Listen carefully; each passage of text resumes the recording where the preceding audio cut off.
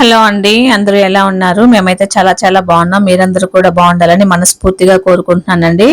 వీడియోలోకి వెళ్ళబోయే ముందు వీడియోకి ఒక చిన్న లైక్ ఇవ్వండి. మీరు ఇచ్చే లైక్ నాకు ఎంతో మోటివేషన్గా ఉంటుంది. ఇక వ్లాగ్ అయితే నిన్న మండే జరిగిందండి. మార్నింగ్ నుంచి నైట్ వరకు జరిగింది చూపిస్తాను. ఈ మిక్సీ అయితే దాదాపు కొన్ని 5 to 6 years అయింది. బాగా పనిచేసింది. ఎందుకో మొన్న దాంట్లోంచి పొగలు వస్తుంటే ఒకసారి చూపిద్దామని తీసుకెళ్తున్నాను బజార్కి. ఇంకా మధ్యలో పోస్ట్ కూడా కట్టాలండి. మా అమ్మాయిది చాలా రోజులైందనమాట.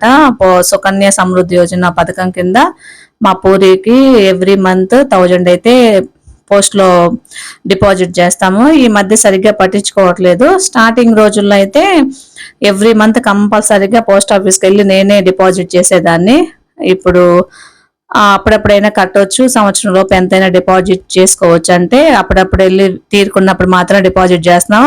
లాస్ట్ 23 yearలో డిసెంబర్లో మాత్రమే డిపాజిట్ చేశాను 2000. ఇంకా చాలా రోజులైంది అనమాట. పోస్ట్ ఆఫీస్ చూడండి ఎప్పుడు కూడా రష్గా ఉంటుంది. నేను ఎర్లీ మార్నింగ్ అంటే 9:30కి 10కి అలా కూడా వెళ్ళేసాను అనమాట. అంటే రష్గా ఉంటుందేమోనని. అప్పటికి వెళ్ళేసరికి కొంతమంది జనాలు ఉన్నారు. తర్వాత నేనైతే కట్టేశాను. కట్టేసిన తర్వాత ఇంకా బయటకు వచ్చేస్తున్నాను బజార్కి వెళ్దామని. ఇంకా చాలా పనులు ఉన్నాయి అనమాట. అన్ని పనులు ఒకేసారి చేసుకోవాలన్నట్టు వీలుగా నేను బజార్కి వస్తాను. ఒక్కొక్క పనికి అయితే రాను. అలా వస్తే మా వారు అరుస్తారు అనమాట. ఒక 7-8 పనులు పెట్టుకొని మాత్రమే నేను బజార్కి వస్తాను. ఇంకా దారిలో కూరగాయలు అయితే కనిపించాయి. ఏదైనా సరే అర కేజీ 20 రూపాయలు, ఒక క్యారెట్ తప్ప అన్నారు. కూరగాయలు కూడా చాలా ఫ్రెష్గా అనిపించాయి. కాబట్టి నాకు కావాల్సినటువంటి కొన్ని పొటాటోస్, దోసకాయలు అవి ఏవైతే అవసరమైన ఇంట్లోకి అవి తీసుకున్నాను. టమాటాలు మాత్రం టూ మచ్ కాస్ట్ ఉన్నాయి. పావు కేజీ 20 రూపాయలు, అంటే కేజీ 80 రూపాయలు అంట. ఇంకా కూరగాయలు తీసుకున్న తర్వాత మళ్ళీ స్టిచ్చింగ్ షాప్కి, పండుగ వస్తుంది కదా మా పూరికి, కొన్ని బ్లౌజులు పట్టించాను. అవి కుట్టారా లేదా చూడడానికి వెళ్ళాను. ఒకటైతే కుట్టారు. ఇంకా అది ఇంటికి తీసుకొచ్చి మా అమ్మాయికి వేసి కరెక్ట్గా ఉందో లేదో చూసి మళ్ళీ చెప్తానని చెప్పాను. అందుకని స్టిచ్చింగ్ షాప్కి వెళ్ళాను. నావి కూడా 1-2 బ్లౌజులు ఉన్నాయి, పండగల్లో ఇవ్వండి అని చెప్పాను. ఇది మేము ఎప్పుడు వెళ్ళే షాపే అనమాట. బాగా స్టిచ్ చేస్తారు. మగ్గం వర్క్ కూడా బాగుంటుంది. ప్లస్ రీజనబుల్ రేట్ అనమాట. ఎక్కువగా దాదాపు నేను ఇక్కడే ఇస్తాను. ప్రైజెస్ కూడా కొంచెం చూసి తీసుకుంటుంది అనమాట జోస్నాక. తర్వాత అయితే ఈరోజు మా వాడికి ఇంకా హాలిడేస్ ఇచ్చారు కాబట్టి మా అన్నయ్య గుంటూరులో బస్ ఎక్కిస్తే ఇంటికి వచ్చాడు. వాడు అక్కడ ఎందుకు నిలిపిడ్డాడంటే టెడ్డీ రియాక్షన్ చూద్దాము, ఫస్ట్ ఇంటికి వచ్చాడు కదా హాస్టల్ నుంచి అని.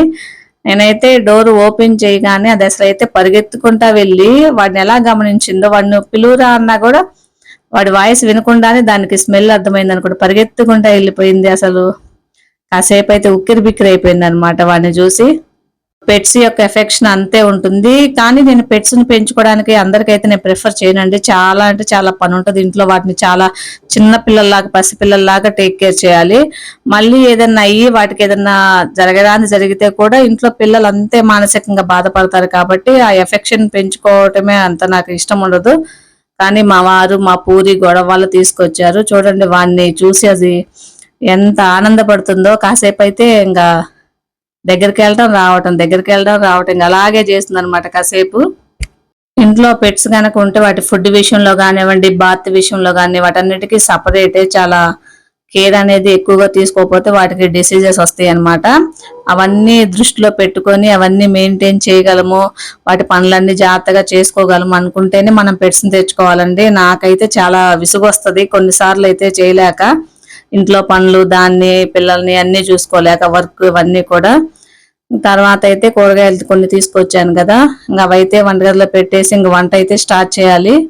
ప్రతిరోజు మార్నింగ్ టిఫిన్ తిని పూరి స్కూల్కి వెళ్తుంది కదా, తను 12:30కి వస్తుంది. ఇంక వచ్చేసరికల్లా వంట చేస్తాను. ఇప్పటికే లేట్ అయిందని ఇంకా గబగబా అయితే వంట స్టార్ట్ చేస్తున్నాను. మొన్న పూతరేకులు అన్నయ్య తీసుకొచ్చాడు అనమాట కేక్తో పాటు. వాటిల్లో 4 అయిపోయాయి. ఒకటైతే మా వాడి కోసమే హాస్టల్ నుంచి వస్తున్నాడని ఉంచాను, అదైతే వాడికి ఇచ్చేసాను. ఇంకా హాస్టల్లో నిధిని ఓపెన్ చేస్తాను అనమాట. నిధి అంటే అదే వాడు తీసుకొచ్చినటువంటి చిన్న బట్టలు అవన్నీ కూడా ఈ డబ్బాలు. వాడు హాస్టల్కి వెళ్ళేటప్పుడు స్నాక్స్ అడుగుతాడు కదా, ఆ స్నాక్స్ అన్నీ కూడా ఆ డబ్బాల్లో పెట్టి పంపించాము. ఏదో ఫుట్బాల్ తీసుకొచ్చాడు, దానికి గాలి కొట్టి ఆడుకోవాలంట. ఆ డబ్బాలో అది పెట్టుకొని వచ్చాడు. తర్వాత అయితే ఇంక నేను ఇచ్చిన బట్టలు ఏంటి, ఉతికిన బట్టలు ఏంటి, అవన్నీ బెడ్షీట్స్ కూడా నీట్ గా వాష్ చేయడానికి ఇంక అన్ని చూస్తున్నాను ఏమేమి తీసుకొచ్చాడా అని. అన్ని హాస్టల్లో ఉన్నప్పుడైతే దోబీ వాళ్ళు వీక్లీ వన్స్ ట్వైస్ తీసుకెళ్లి వాష్ చేసుకొస్తారు. కాకపోతే వాళ్ళు అన్ని బట్టలు కలిపేసి వాష్ చేస్తారు కదా, కొంచెం స్మెల్ కూడా వస్తాయి అన్నమాట. పిల్లలకు కూడా పాపం నీట్ గా ఉంచుకోవడం తెలియదు కదా. కాబట్టి ఇంటికి వచ్చే ప్రతిసారి కూడా మేమేం చెప్తామంటే నీ బట్టలన్నీ బెడ్షీట్లు టవల్స్ అన్ని తెచ్చుకోమ్మా, నీట్ గా వాష్ చేసి కంఫర్ట్ పెట్టేసి పంపిస్తామని చెప్తే వాడు అట్లాగే తెచ్చుకుంటాడు. కాబట్టి వీటిని సపరేట్ చేస్తున్నాను. ఇంకెందుకంటే ఉతకనివేవో చెప్తున్నాడు. అట్లాగే కలర్ వైజ్ గా కూడా వైట్ వన్నీ ఒకసారి ఉతుకుతాను కాబట్టి అన్ని పక్కకు పెట్టేస్తాను, అన్ని ఏమేమి తీసుకొచ్చాడా అని. ఇది ఒక పెద్ద లగేజ్ అనమాట, 2 బ్యాగుల్లో తీసుకొచ్చాడు బట్టలు. ఎండ వస్తే చాలు బాగా ఆరిపోతాయి. పోయినసారి అయితే మా అత్తయ్య పాపం ఇక్కడంటే మాకు వినుకొండలో వాషింగ్ మిషన్ ఉంది కాబట్టి నేను మిషన్లో వేస్తాను, కొన్ని వైట్ అయితేనేమో చేత్తోనే ఉతుకుతాను. పోయినసారి అయితే మా అత్తయ్య అక్కడ బొందలపాలెం తీసుకెళ్ళాడు ఆ బట్టలన్నీ. ఇంకా మా అత్తయ్య నీట్గా పాపం వాష్ చేసి చేత్తో ఉతకాలి, అక్కడైతే మిషన్ లేదు కదా. అయితే దసరా సెలవులు మాత్రం ఈసారి ఫుల్ ఎంజాయ్. మా వాడికి 13 days 14 days కలిసి వస్తున్నాయి. 1వ తారీఖే ఇంటికి వచ్చాడు. 13 14 వరకు ఉన్నాయంట హాలిడేస్.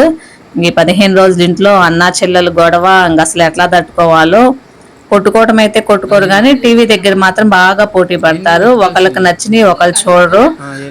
పూరి కొన్ని ఛానల్స్ చూస్తానంటే వాడు కొన్ని చూస్తా అంటాడు. వాడు స్పోర్ట్స్ లేకపోతే ఫ్రీ ఫైర్ అలాంటివి పెడతాడు. ఏమేమో బొమ్మలు ఛానల్స్ ఏవో అవి చూడాలనుకుంటుంది. అక్కడ పోటీ తప్ప ఇంకే విషయంలో అంతగా కొట్టుకోరు. ఫోన్ల విషయంలో కూడా అంతేం ఇబ్బంది పెట్టరు అనమాట. పూరి వాళ్ళ అన్నయ్య వచ్చిందాక అన్నయ్య రాలేదు ఎదురు చూస్తుంది. వచ్చాక మాత్రం ఇంకా పోటీ పడుతుంటారు, కాంప్రమైజ్ అవ్వరు ఎవరు కూడా. ఈ డబ్బాల్లో పోయినసారి అయితే మేము చక్రాలు పప్పు చెక్క 2 పెట్టించి పంపించాము.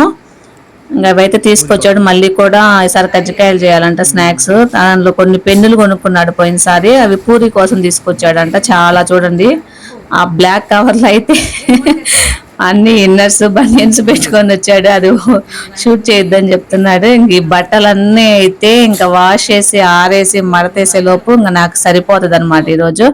ఇంకా లంచ్ అయితే ఫాస్ట్ గా చేసేసాను కదా, సాంబారు తర్వాత పూరికి దానిలో అప్పడాలు ఇష్టం అనమాట.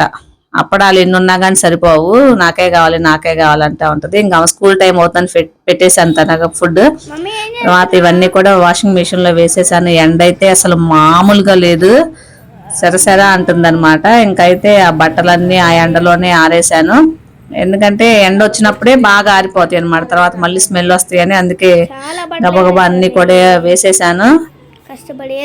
ఆ ఎండలో అన్ని వేసేలోపు కళ్ళు కూడా బయర్లు గమ్మేసినాయి అనమాట నాకు. ఇంకా మేము కూడా వచ్చేసి నేను లంచ్ చేసేసి వర్క్ లాగిన్ అయ్యాను. ఇంకా సాయంత్రం అయిందంటే ఇంకా మా వాడు అడుగుతాడు అనమాట పూరి అని. మా వాడిద్దరు స్నాక్స్ ఏంటి అని వాడు ఒగ్గాని చేయమన్నాడు అనమాట. ఇంకా బొరుగులు మొన్న సరుకుల్లో తెచ్చాం కదా, ఇంకా బొరుగులతో నేనైతే ఒగ్గాని చేశాను. తర్వాత ఇంకా మళ్ళీ నైట్ డిన్నర్ ప్రిపరేషన్స్ చేయాలి కదా. బియ్యంలో రాళ్ళు లైట్గా ఏదో పురుగులు ఉన్నట్టుంటే అవి క్లీన్ చేస్తున్నాను. మా వారికి ఒక్క రాయి కనిపించినా కానీ మట్టి పెడ్డ ఇంకా మామూలుగా తిట్టరు అనమాట. అన్నంలో నీట్గా చేయాలి. కొంచెం దోసకాయ పచ్చడి చేశాను, ఆల్రెడీ తినేసాం అనమాట. తినేసిన తర్వాత మిగిలింది చూసినాను, మర్చిపోయాను ముందు షూట్ చేయడం. దోసకాయ పచ్చడి చేసిన తర్వాత ఇంకా ఈవిడ గారు ఇంకా వర్క్ స్టార్ట్ చేసింది. హాలిడేస్ కదా చాలా వర్క్ ఇచ్చారంట. ఇంకా వర్క్ టీవీ చూస్తా వర్క్ రాసుకుంటుంది. పిల్లలిద్దరికి కూడా నేనైతే డిన్నర్ పెట్టేశాను. కొన్ని బట్టలు అయితే మా వాడు మడతేసుకున్నాడు. హాస్టల్కి వెళ్ళటం వల్ల కొన్ని పనులు నేర్చుకున్నాడు అనమాట నీట్గా. చూడండి ఎంత బాగా మడతేశాడో. కొన్ని అయితే వదిలేశాడు. నాయివి కానీ పూరివి కానీ అస్సలు మడతాడు వాడు. లేడీస్ అంటే వాళ్ళ నాన్నవి కానీ వాడి కానీ నీట్గా మడతేసి పెడతాడు.